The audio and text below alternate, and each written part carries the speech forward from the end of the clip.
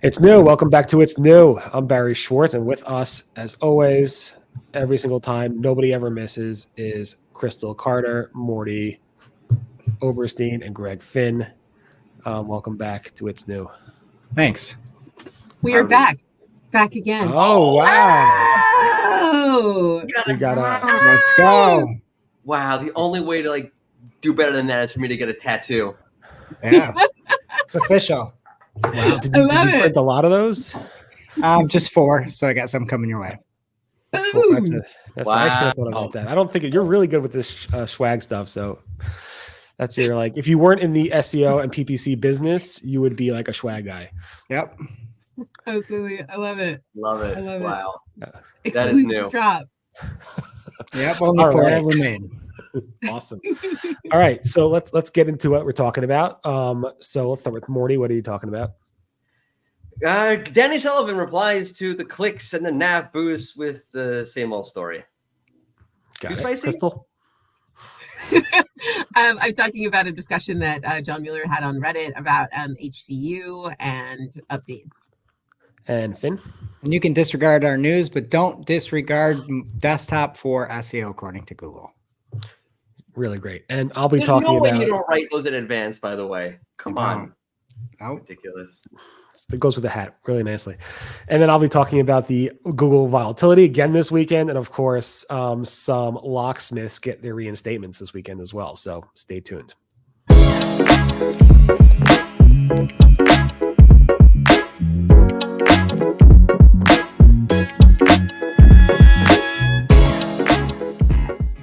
I'm ready. So somebody asked Danny Sullivan a very good question that another brilliant person asked a while ago on X.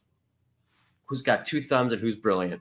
Well, I didn't ask the exact question, but they asked, how do you recover from the HCU or whatever algorithm, doesn't matter which algorithm update, if you're using click data per the algorithm leaks, then that site's demoted, but they don't have any clicks anymore because they're demoted. How do they ever get back up? And Danny Sullivan replied back, well, we don't look at it directly. It's not a one-to-one like, oh, there's a click and that impacts the algorithm. We use it to impact machine learning. So, for example, if people go to a web page and they see on that web page, or Google sees on that web page is a picture, then maybe that picture or a picture similar to that or of that topic is important for that kind of query. And they make generalizations for the machine learning out of that. Which is a good question, by the way. So I'm kind of back and forth or on the fence about exactly how Google's using the click data. First of all, what Danny's saying is true. And it's always been true. They talked about this way back with Rank Brain in 2015. They are looking at user behavior data to better understand how to adjust machine learning. Fine. It is a really good point and a really good question that I asked on Twitter a long time ago. If you're looking so heavily at user behavior, if the site, forget being demoted, if it's a new site, if it's a site that's just not ranking well, but makes some really nice improvements to the content, how do you now gauge the website because there is no behavior metrics? On the other hand, and I'll leave this to the crowd here to answer, I find it hard to believe that you have a big website, like on Wix.com, for example, or SEO that has a lot of this behavior and a lot of this data that they wouldn't be looking at it. Maybe they treat the big sites like that and the smaller sites that don't have that data a bit differently. I think one of the things that I've seen sites get moved around because of not necessarily a core update, but because Google changed a fundamental part of the SERP that they were part of, and I've seen that, and they will have lost click data because of that. And one of the things that helped was getting signals from other channels. And I think that one of the things that a big site like Wix.com or I don't know, SEOroundtable.com, whatever, SEOroundtable.com is that big sites, big companies tend to have a lot of levers going at one time. So I think it's likely that, while they might have lost a little bit of organic, maybe for a big site, that they probably also still have PR going out. They probably also still have paid going out. They probably also still have affiliate things going out. Therefore, they're always got those additional levers. Whereas a smaller site or a smaller team might have all of their eggs in the SEO basket. And then if that goes a little bit awry, then they're kind of struggling from that point of view. So I think that generally speaking, smaller teams should adopt a multi-channel approach. for that reason. Right. And Danny mentioned that as well, like you said. But also one thing that I think Glenn Game pointed out, that in the Department of Justice trials, or whatever you want to call them, Pando and Nyack said, basically, I mean, it's hard to give a sort of ranking order like this. I will say NAB boost is important, right? So I don't want to minimize it in any way, but but I will also say that there's plenty of other signals that are also important, like the ones I mentioned. So basically, yeah, there's other things that have to go into play, especially when there's no NAB boost signals. I mean, so it's super interesting. So that being said, we should probably move on to Crystal on fixing just a few pages. Right. So this is a similar conversation. So on Reddit, John Mueller had a discussion with a Redditor talking about the likelihood of fixing just 10 pages out of 20,000 pages on a website, and how it might help someone recover from a helpful content update. And you know, they said can an HCU hit on 10 pages cause site-wide classifier for 20,000 pages? On May 7th, reputation abuse update may have had an impact. Now, first of all, John clarifies, you know, that the core update was in March, April. So any changes you see from May would be unrelated. But the other thing that he says is that, like, it's a little bit more complex. Helpful content can be a little bit more tricky. He says that sometimes the world has just moved on in terms of interest or expectations in your site's relevance, which is you know, it's tough to hear, but it can sometimes be true.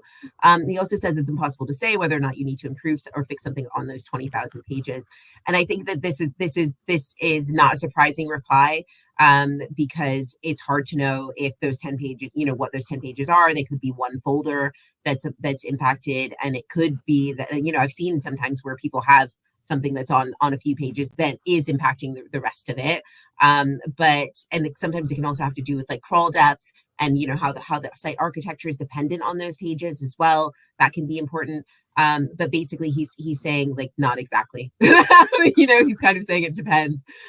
Really, that those 10 pages might help. You might have found something to make those things more helpful on those 10 pages. Maybe there's a pattern, but he says, you know, it's not an easy part of SEO. Sometimes it's not even about SEO.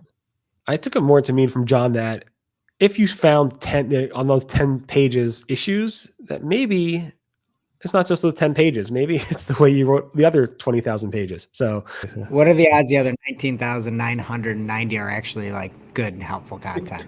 That was my take on it. But again, John has to write it in a way that, you know, you can take it multiple ways. This way us bloggers have something to write about and talk about. So I think it could go either way. He's like, maybe you found something to make more helpful. But I think that's the other thing, is that, like, if you found something to make your website more helpful, that's a win anyway. Like, that's better anyway. You should do that anyway, not just because of rankings. Exactly. And then if you have a desktop site, just throw it in the trash because you don't need it anymore, right, Finn? Well, that's like how everything goes. It just goes to the extremes. Like, hey, you need a mobile site. So then, oh, what does that mean? Oh, we don't need a desktop site. Like, we just go to extremes in this business.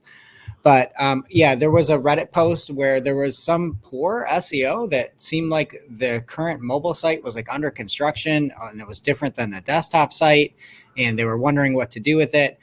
John Mueller hopped in and essentially said that, you know, all in all, I don't think it's a case that you can completely disregard what's being served on desktop in terms of SEO and related.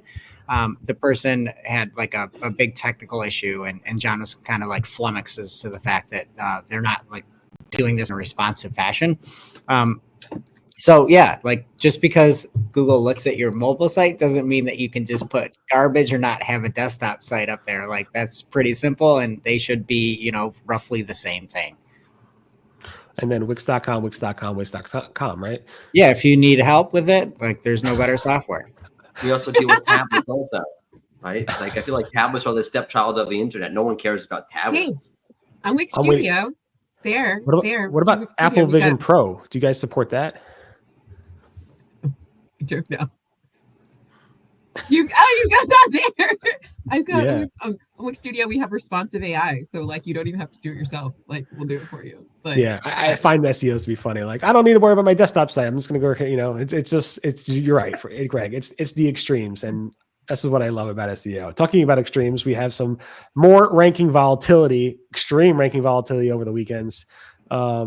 It's been typical. I mean, Google's been really, really heated, which gives Mordy a lot of data to look at. So how's that data looking, Mordy? It's not new. It's fun. It's not new at all. And also just a heads up that if you are a locksmith and you were removed from Google business profiles, you are now, and you submit a reinstatement request. Now that process, now it's being actually, it's in the process of being reinstated. Maybe Google had some type of issue where they paused all reinstatements for locksmiths in the local SEO world. And then they started the reinstatement process again.